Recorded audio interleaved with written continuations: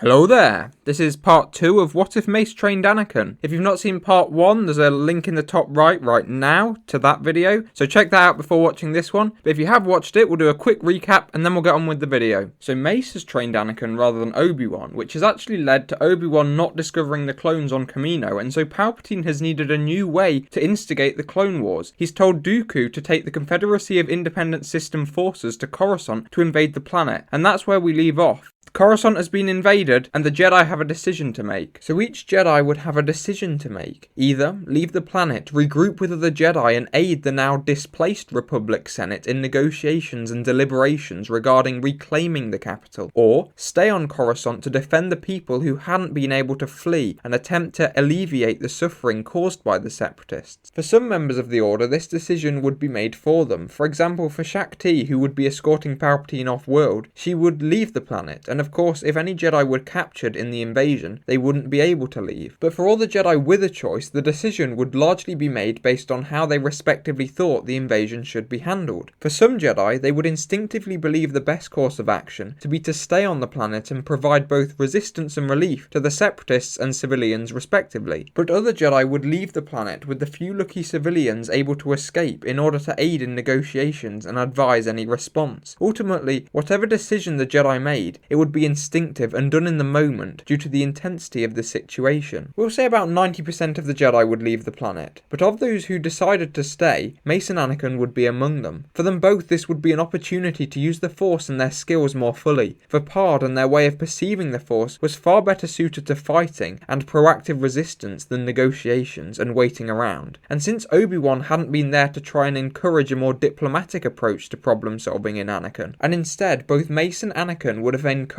one another's natural headstrong tendencies, both Anakin and Mace would believe that seeing as politics had caused this mess, the time for action was now. So the Jedi Order would be split, and once Separatist occupation had been established, off-world communications would be jammed, essentially preventing the Republic having any idea of what the situation was on Coruscant. And those on Coruscant would be completely trapped on the planet, with no idea of what was happening off-world. The Separatists would essentially have cut Coruscant off from the rest of the galaxy, and would in essence have a whole planet of mostly civilians captive. Over the next few months, the displaced Galactic Senate would attempt to negotiate the return of Coruscant to the Republic, but due to the lack of any real military threat, and even more so the fact that Palpatine wanted to make these talks fail in the first place, the negotiations would achieve nothing. The Jedi who had left Coruscant would spend this time regrouping and aiding those who were displaced, but would be unable to help really, and some members of the Order, along with more and more senators, would begin to support a more aggressive approach to reclaiming the planet. Meanwhile, on Coruscant, the remaining Jedi would be wanted by the new Separatist government. They would be considered enemies of the Separatists. Nonetheless, each of them would try to aid those suffering as they thought best. These Jedi would fall into two main groups. Some would spend time providing food and water for those who needed it, reasoning that further violence would only cause more suffering. The others would essentially become vigilantes. These Jedi would initially just intend to provide relief to the worst affected by attacking droid patrols and shipments, but over time some of these Jedi would become even more extreme, opting to try and attack areas such as the droid holding area, like the barracks for the droids, or the prisons in order to cause chaos. This would be because without a unified order to guide and provide wisdom, the Jedi left would be either entirely alone or just work with a few other Jedi, and over time some Jedi would lose a lot of what made them Jedi in the first place. They would be in essence extremists, prioritizing damage to the Separatists over sometimes even the life of civilians. However, these Jedi would also tend to be the ones who got caught. They would often be rather inexperienced and would allow the dark side to motivate them. And so after these first few months of occupation, the number of Jedi on Coruscant would have reduced, and the most aggressive resistance would have become non-existent. Two Jedi who would not have been caught would be Anakin and Mace, who would work together. It's fair to say that they would be on the more militant side of resisting the Separatists, but due to their experience both as Jedi and more specifically with Vapard, they would manage to stay on the light. And over time they would become legendary on Coruscant. They would be by far the most effective Jedi at disrupting the Separatists and also providing aid. They would become like one being when in conflict, so coordinated that they would know what the other was doing without asking or looking. And outside of battle, the two would come to respect and trust each other immensely. Back in the Galactic Senate, the cries for a formation of a military would have reached an adequate adequate level for Palpatine to proceed with his plan. He would announce that although he hadn't informed the Senate of it, he had been contacted by a species called the Kaminoans, who had offered to provide a fully trained clone army. Of course, Palpatine wouldn't actually have just been contacted, he would be lying. He would say that all he needed was the Senate's approval, and then they could begin to form a full Republic military. At this, a vote would be held, and an overwhelming majority of systems would be in favour. Of course, a few senators like Padme would have reservations and would believe the whole situation was a little too convenient for Palpatine, but these voices would be drowned out by the almost unanimous support for the clone army, and more importantly, at least for Palpatine, for the Chancellor and his heroics. And so, in only a matter of standard weeks, the Republic would declare war on the Separatists, and the Clone Wars would begin. However, at this point, Coruscant would have become somewhat of a Separatist capital, a stronghold with surrounding systems also under Separatist control. Taking back Coruscant no longer symbolised just a victory, it would be the final victory against the Confederacy of independent systems. And the Clone Wars would, on a large scale, happen as they do in the canon timeline, with the Jedi who weren't trapped on Coruscant becoming more and more involved in the fighting until many of them were generals or commanders in the army. There would be fights across the galaxy between clones and droids. Sometimes the clones would win and other times the droids. For Palpatine, it would all be irrelevant. What mattered was that he continued to gain political power and the Jedi became more trusting of the clones, whilst their public image worsened, as many in the Republic would blame them for the war to some extent, like in the actual story of Star Wars. Palpatine would, throughout the war, know what was going on Coruscant and would become more and more impressed by Anakin and his development with the Force. He would hear reports of what Anakin and Mace were supposedly doing and would become even more certain of the fact that Anakin would become his apprentice. The problem was, however, that Mace and Anakin at this point were such a powerful team that it would be hard to get to Anakin without killing Mace, and that would not be something Palpatine would now be sure he was capable of doing. Over time, the Republic would gain an upper hand in the war, reclaiming sectors of Separatist-controlled space. With each victory, they would draw closer to retaking Coruscant. Of course, although the galaxy wouldn't know it, the reclaiming of Coruscant would only happen when Palpatine wanted it to, and they certainly wouldn't be aware of the fact that the Republic would cease to exist following this victory, as Palpatine would reform it into his galactic empire. And eventually the Republic would be ready, or more accurately, Palpatine would be ready for the so-called restoration of Coruscant. The major issue, however, would be how this reinvasion took place. Coruscant was, after all, a heavily populated planet, so the Republic Senate, or at least some senators within the Senate, would be resistant to a full military invasion of the planet due to the extreme risk of high civilian casualties. However, by this point in the Clone Wars, Palpatine would have become so well respected and loved by the vast majority of systems within the Republic due to his amazing success in the Clone Wars, and also powerful due to all of the emergency powers he would have been granted, that his decision was basically final, and especially when reclaiming Coruscant would be an event with so much excitement and importance placed on it due to, in part, the Republic propaganda surrounding it. When Palpatine would call for a full military assault on the former Republic capital, he would receive easily enough support to proceed, regardless of any questions surrounding the chaos it might cause. And for Palpatine, this chaos would actually be something he would be relying on, because in the chaos of the war, no one would notice him and his movements. The plan would be as follows. The Republic Navy would engage the planetary blockade and attempt to break through the defensive line. During the initial stages of the battle, small detachments of elite clones along with a Jedi, or two in the case of a master and an apprentice, would be escorted by fighters through the defences to the planet's surface to try and disrupt the Separatist communications, or encourage civilians to make their way to the lower levels. Then, once the Republic forces had broken through the blockade, they would begin the surface assault, capturing significant strategic positions. And so, after final checks had been made and details had been worked out, the restoration of Coruscant would begin. The Republic would engage the Separatists and would successfully manage to deploy the initial teams to the surface and then break through the blockade to begin the ground assault. What no one would have realised due to the rather more pressing current battle would be that Palpatine would no longer be at his home on Naboo, where he had been instructed to stay for the duration of the attack. Now there would just be a very dead Shaak Ti, who was supposed to be guarding him, and a few also very dead Naboo guards. No one would have realised that about an hour before the battle, the Chancellor, along with some clone troopers, had got into a shuttle, and no one would have noticed this same shuttle travelling to Dooku's own command ship. On Coruscant, the fighting would have begun, and whilst civilians ran or looted, or ran and looted, Mace and Anakin would have decided their best course of action was to use their now extensive knowledge of much of Coruscant's less-known paths to try and cut off droid reinforcements by destroying the droid holding areas. However, as much as they would try to avoid droids droids, they would find themselves constantly running into larger and larger groups of them, until eventually they would be in one altercation with such a group of droids that they would become separated, as for some reason the droids would seem to prioritize Anakin, and they would decide it would be best for Mace to press on his own. So Mace would continue alone, and all of a sudden the waves of droids would just stop appearing. Mace would press on until, just as he was quite close to the holding area, he would sense something, a darkness, and then from out of the shadows, two hooded figures would emerge. The shorter of the two figures would say the Jedi's name, and then both would reach into their robes and grab lightsaber hilts. They would proceed to ignite the blades, red blades. The figures would lunge at Mace, and the three would fight. Mace would, to his credit, hold his own for a while, and would manage to knock down the taller of his assailants, and in doing so would reveal the man to be Count Dooku. The fight would continue with Mace managing to cut the leg of the smaller figure, and eventually managing to incapacitate Dooku, but by this point the Jedi Master would be exhausted, and he would soon be disarmed by the remaining attacker, who would, with a laugh, exclaim that he was thankful for Mace for training young Skywalker, and then proceed to electrocute Mace with the Force, killing him. And just as Mace's body had finished contorting, Anakin would round the corner to see a hooded figure run to a nearby speeder and fly off. Anakin would just notice that the figure's lower robe was smouldering due to what he presumed was a lightsaber cut. Anakin would proceed to run up to the two bodies left on the ground, one his former master and the other Count Dooku, whose fatal injury, a slash across the chest, would seem strange to Anakin. Dooku was an excellent duelist from what he'd heard, and so this strike must have been landed when Dooku was already unable to defend himself. But Anakin would also know that Mace wouldn't have attacked Dooku when he wasn't a threat, especially when there had clearly been a still very real threat. Anakin would conclude that the figure he'd seen fleeing the scene must have killed both victims. Because of these recent events, Anakin would decide that his plan should change. He needed to inform the Republican Jedi that there was what he presumed to be a Sith around, who had just killed two very skilled Force users who were on opposite sides of the conflict. This Sith was unpredictable, and unpredictable was dangerous. Palpatine would, after dispatching the two people who stood in his way of turning Anakin to the dark side most, proceed to return to the shuttle he and his now dead former apprentice had landed on the planet in. He would then proceed to escape the fighting seemingly unnoticed, back to his home on Naboo, where the clones he'd asked to, after activating their inhibitor chips, clean up the mess he'd left,